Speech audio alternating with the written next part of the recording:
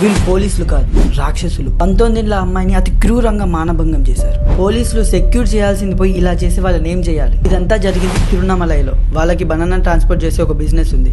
Everyday వాళ్ళన్న తిరువణమలైలో బనానాలు unload చేస్తాడు. తిను వాళ్ళమ్మ తిరుమలలో ఉన్న లార్డ్ వెంకటేశ్వర స్వామి టెంపుల్ కి వెళ్దాం అనుకున్నారు. ఎలాగో వాళ్ళన్న తిరుమలకి వెళ్తున్నాడు కదా, వాళ్ళన్నింటి వెళ్తే ఫ్యామిలీ అంతా దర్శనం చేసుకోవచ్చు అనుకున్నారు. టైం మిడ్ నైట్ అయింది. ఆ లారీ హైవే నుంచి తిరువణమలై వెళ్తుంది. చుట్టూ చీకటి, ట్రాఫిక్ కూడా లేదు. నైట్ పెట్రోలియం డ్యూటీలో ఉన్న ఇద్దరు పోలీసులు ఆ లారీని చూశారు. వాళ్ళ పేరు D Suresh Raj and P Surender. వాళ్ళిద్దరు పోలీసులు వాళ్ళ డ్యూటీ ఏంటి? సేఫ్ ని ఎన్షూర్ చేయడం, క్రైమ్ ని అరకట్టడం. వాళ్ళ మైండ్ లో డ్యూటీ లేదు, ఒక డార్క్ ఇంటెన్షన్ ఉంది. ఆ లారీని ఆపారు, చెక్ చేశారు. పోలీసులు అడిగిన పేపర్స్ అన్ని చూపించాడు డ్రైవర్. లీగల్ గా వాళ్ళని పంపించాలి, కానీ వాళ్ళు అలా చేయలేరు. పోలీసులు ఒక బేస్ వాయిస్ తో లోపల ఉన్న వాళ్ళు ఎవరు అని అడిగారు. డ్రైవర్ మా అమ్మ మా చెల్లి సార్ ఇలా టెంపుల్ కి వెళ్తున్నామని చెప్పాడు. సిచ్యువేషన్ చాలా క్లియర్ గా ఉంది, వాళ్ళని పంపించాలి, ఇన్వెస్టిగేషన్ చేయాలి. వీళ్ళిద్దరిని ఇక్కడనే ఉంచు, పోలీస్ స్టేషన్ కి తీసుకెళ్తాం, నువ్వు అన్లోడ్ చేసి పోలీస్ స్టేషన్ కి రా అన్నారు. డ్రైవర్ ని బలవంతంగా పంపించేశారు. వాళ్ళని బైక్ మీద కూర్చోబెట్టుకుని డార్క్ శ్మశానానికి తీసుకుని వెళ్ళి ఆ అమ్మాయిని అతి క్రూరంగా మానభంగం చేశారు.